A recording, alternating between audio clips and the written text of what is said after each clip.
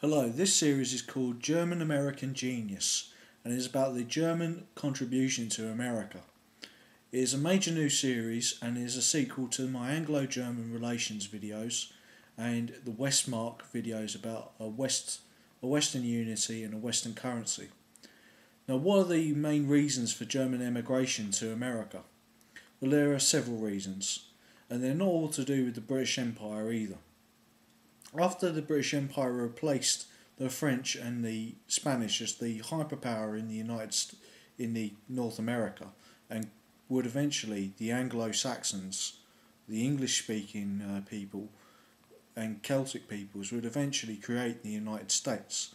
But an overlooked contribution was by the Germans. The Italian contribution is well known through movies and videos, and the Italian American experience is one that has given a strong identity to the United States as a people, and also the connection historically and comparison with Rome because of the Italian heritage of the American people. But the German heritage is perhaps less well known on this side of the pond, so to speak. Being America has been celebrated in the past, and I would hope it will be celebrated in the future.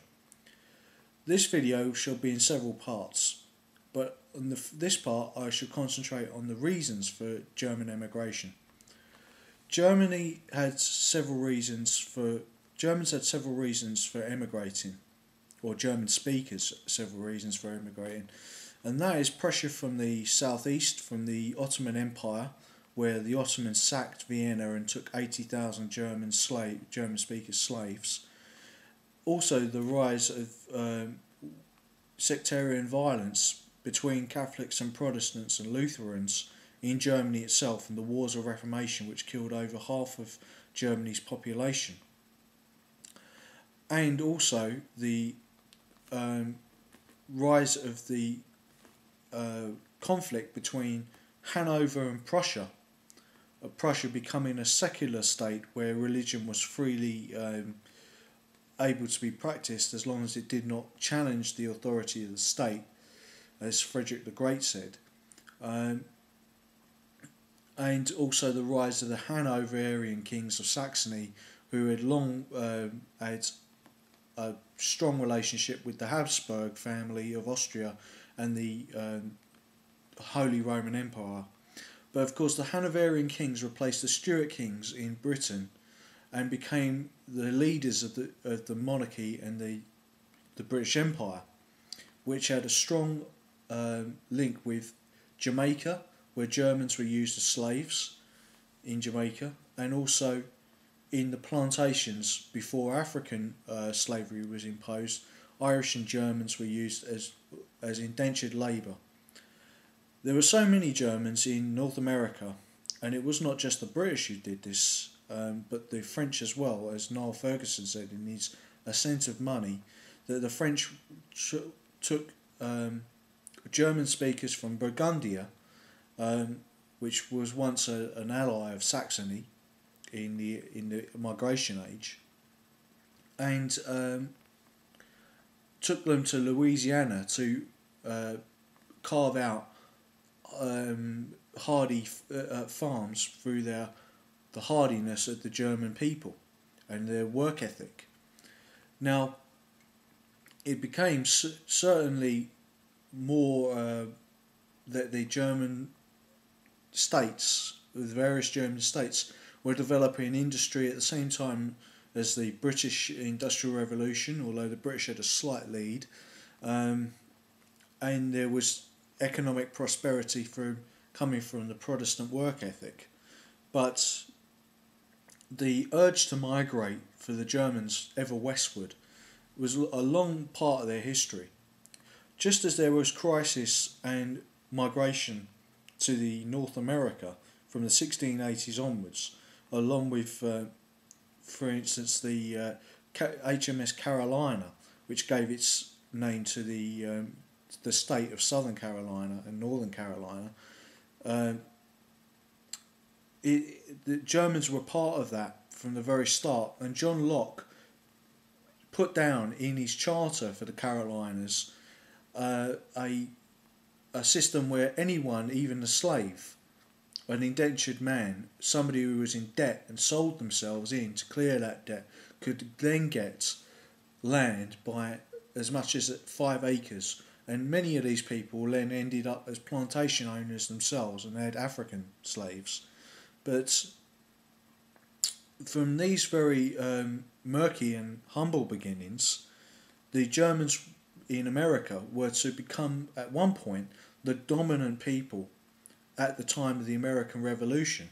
And it is often not noted that the US Constitution, when it was being written, was focused on the point of whether English, Dutch or German would be the dominant language in the United States. And this has been a long-running problem with the dominance of English for the Germans, for the German speakers in the early part of the United States history, especially in the conflict between the North and the South, where the majority of people in the North were actually German speakers. In many of the city areas, there were city areas known as Germania or Little Deutschland, for instance, in New York. And was one of the reasons why I wrote a story called Land of Our Fathers, as a play on words of fatherland. What a German-speaking America would be like. But what is interesting in actual factual history is the preponderance of the German speakers, both of Christian, Jewish, and other religions, in the field of science and engineering, and the absolute essential nature of America being that Americans can see themselves in Germany and Germans can see themselves in America before the United States and after the event of the United States. And the event of the United States, the US Constitution in 1776, enshrining liberty and equality, was one of the reasons why the French Revolution happened, and it was all down to a man called Tom Paine and Thomas Jefferson, who you may or may not have heard of. The two Toms who created the modern world in many ways. But the United States, as a English-speaking country, was not always completely certain. It was in doubt at the start.